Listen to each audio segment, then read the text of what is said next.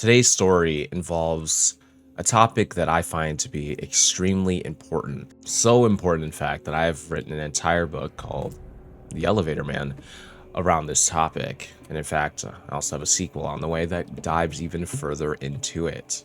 This topic being stalking and the violence, the fear, the anxiety, the horrendous situations that may emerge from somebody being stalked. And the biggest issue with stalking is generally that it's difficult for police, law enforcement, etc. to treat it as a crime, to arrest, to apprehend the person committing this action, and to keep them away from you. And a restraining order is nothing more than a piece of paper, honestly. If somebody is adamant, passionate enough, they will continue to do it despite any efforts that you do to stop them.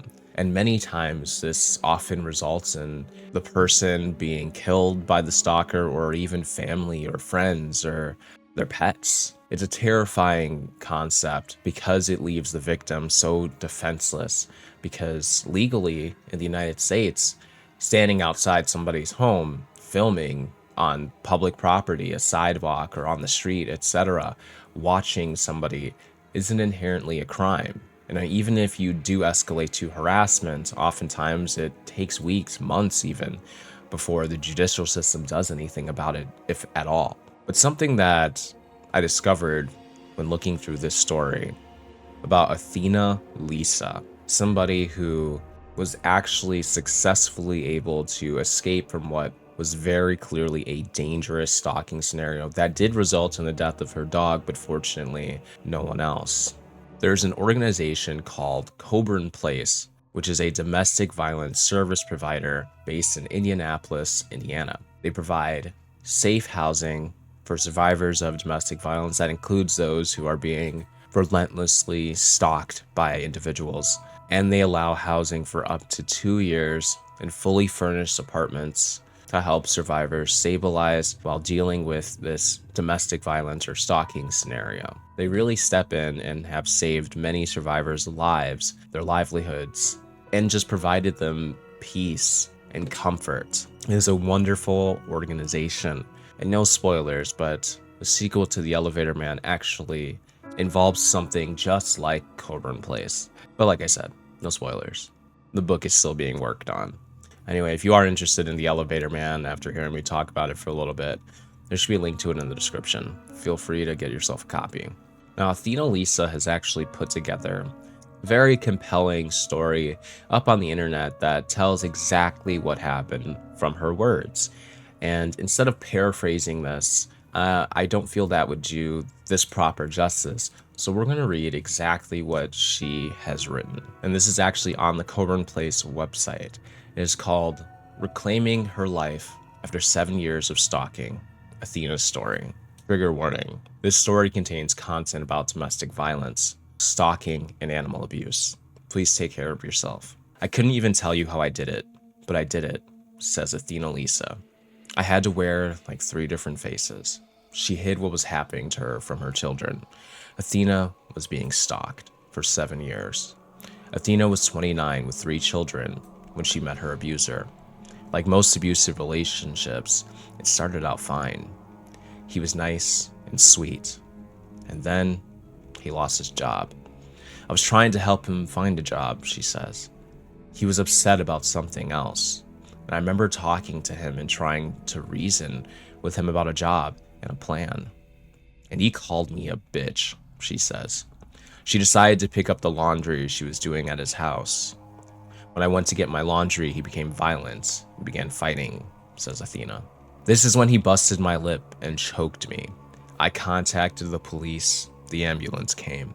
I remember a detective came out and took pictures, and I went home. From then on, we had a breakup.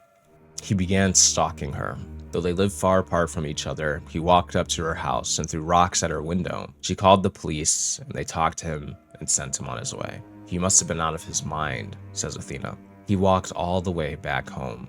A few weeks later, he was reported to police for abusing his daughter and was arrested. Athena's case and his daughter's case were attached. She had to appear in court. I remember when I went to testify, his friends were waiting outside to tell me not to go into the courtroom, says Athena. I didn't understand at that point why they would be there telling me not to get involved, and they kind of scared me a little bit. When I went into court to testify, I told them everything, but then I said, I don't want anything bad to happen to him. When I did that, it started a chain reaction and opened a door to hell. Her abuser took that to mean she cared. Stalking intensified. He had people give her gifts from him. He had family members calling her. He was constantly watching me, she says. I never knew. I wasn't paying attention. He knew my schedule. He knew my parents. I wasn't thinking. It was pressure from every angle. She gave in to the pressure. She opened the door. He came back into my life to do the same thing again. This time, it escalated to another level. This time, it got so bad Athena lost her job as an LPN in a nursing home. He would stand outside my job, she says. He would watch from the windows. He called several times back to back. I couldn't think properly. Whenever Athena would let him in, she had to push him back out because it was too much fighting, too much violence. So he tried another tactic. He would create a problem and then have the solution. When one of our dogs got out, he would say he knew exactly where he was. They kept getting loose, she says. The only way they could have gotten loose is if they had fingers. Once, she went to find the dog where he said it was, and he was there, too. Athena called the police again. The officer looked at him and said, "You found the dog. You should be a detective or something," she says. He was being sarcastic, but at the time, I didn't catch on. I didn't know the officer already picked up that he had probably let the dog loose because they see this all the time. Athena wouldn't let him back in, but her dogs kept escaping. She even thought her neighbors were letting them out. When he stole money from her, that was the final straw. I was trying to wean him off by distancing myself from him, but it wasn't working. So it was like cold turkey, she says. No conversation, no nothing. It was always on and off. But he made it seem as if no matter what I did, no matter how many times I called the police, he was going to do whatever he wanted to do. Things got worse. Athena would call the police. He would go to jail. And he'd get out and walk straight from the jail to her house. He would be standing on the corner in the mornings when I was dropping the kids off to school, just looking at me, she says. He would be outside standing in my yard. He forced himself back into my life no matter what. If it wasn't gifts, then he was right there in person. It was crazy. And when I cold turkeyed him, he was driving up and down my streets several times. He ate, breathed, lived me. Other people were involved, became like a gang stalking, says Athena. And I never knew or even thought to ask if he was involved in a gang, but he was. It was an aha moment. He had people follow her to her new job in a town outside the city. He had family members contacting her phone company trying to get access to her account. I would get a text message while I was sleeping saying my password had been changed, she says. He went into the phone store where she had her account trying to get access to her phone that way. It was a lot. He never stopped even when I had to go and testify against him the second time. The whole time, Athena was gathering evidence. Before the trial, it was intense, she says. He was in jail, and the case kept getting continued and continued. That's one of the things these gang members know how to do. Work the system. While they were continuing it, my dog was killed. Her body was left in a field we walked past to go to the store on Easter. That was a message.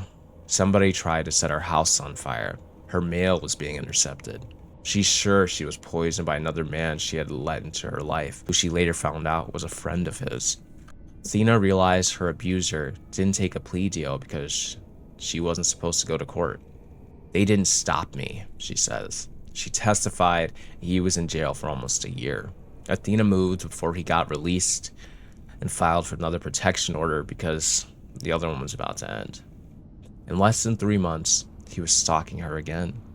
He found me, she says. He showed up at the gas station, a block away from my daycare. He knew my schedule, the exact time I would be there, and was there before I got there. The police issued charges and a warrant, the third case against him. He tried to get a restraining order against me twice, she says. Of course, the judge denied him. Athena says navigating the system was not easy. It was like a big game, she says. He prolonged the last case from 2019 to November 2022 when he got convicted for a third time after her testimony. It should have been over with long before, says Athena. He remained under the radar for a couple of years. This is a tactic, a strategy. They stay under the radar thinking that things will go away, or they can threaten me and scare me. She feels like this chapter is just now ending. She is safe at Coburn Place. Athena started working with Coburn Place early in her journey, trying to heal and move past what was happening to her. She attended support groups, and she moved into housing in the community. My abuser found out where I was, she says. Things were coming up missing in my yard. I was constantly on guard. The unit itself wasn't safe. I came in here one day to meet with my advocate, and she said, "We can have something ready and available by Friday." That's how I ended up coming here. When she moved in, Athena was 3 months pregnant and sick. I needed the support and help, she says. I had peace of mind when I came here, which is everything. It was like a weight was just lifted off me, and I thought, it's time to rest. She's able to go to court and testify for the third time and still feel safe. Athena now has a school-aged daughter and an infant daughter.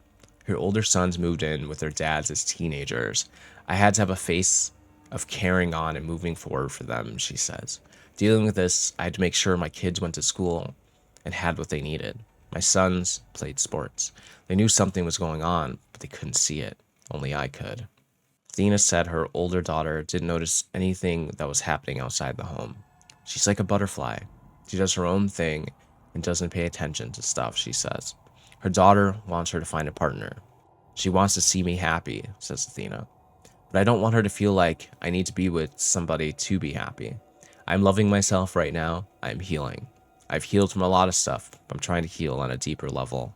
Athena says her daughter is developing a social life since they've been at Coburn Place. She has more friends, she says. She goes to birthday parties and spends the night. To me, she has grown a lot. Her daughter loves the new baby. She helps me a whole lot. For a while when she first came home, she didn't want anyone else to hold her. Athena and her daughter have been at Coburn Place for about a year. Her cases are closed. She's going to school for legal studies. I have a few business ventures, she says. I'd like to help other survivors for sure. And with my legal studies, I plan on continuing working in domestic violence, especially with protective orders. I want to be an expert in that. The things I went through, a lot of women don't survive. Athena believes women experiencing abuse need more support. If we're being stalked and harassed and things are happening to us because we're going to testify, women are not going to testify, she says. I have a strong will. I experienced a lot as a child, which kind of helped me to keep moving forward. I've been through tough things. She says because of her childhood, she normalized the violence. Her mother stabbed her father in front of her when she was 8. I experienced abuse and saw it very early, says Athena. I was raised in a rough family, and at the age of 17, my mother stabbed me. After she gets her associate degree, she will work on her bachelor's degree. She plans to go to law school. The laws are not helpful, says Athena. He was able to file a 404B, so while we were in court, they didn't have to bring up the other cases he was convicted of that I testified in.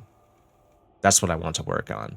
I want to work on getting rid of the 404B in domestic violence cases with the same victim and the same abuser. That's how women lose their lives. This is pretty much where the story wraps up. The rest is kind of the happily ever after.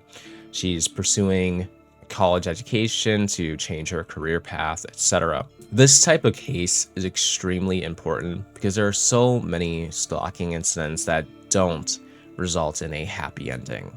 And that's because there aren't many regulations or laws in place to really stop this type of behavior, not in a meaningful way. I mean, as you heard, even throughout this story, that this person had been taken to court many times, had even been jailed, but that wasn't enough. I think that it's important to recognize how dangerous somebody who is clearly out of touch with reality and clearly unstable, what kind of danger that person can genuinely be to a victim in this scenario. I mean, 7 years of having to endure this is simply too much. Now, obviously, there is no easy solution to this, but I do think it is the state's responsibilities to do more. Lengthier sentences, possibly even banning from a city, a county, possibly even the entire state to prevent this from happening again.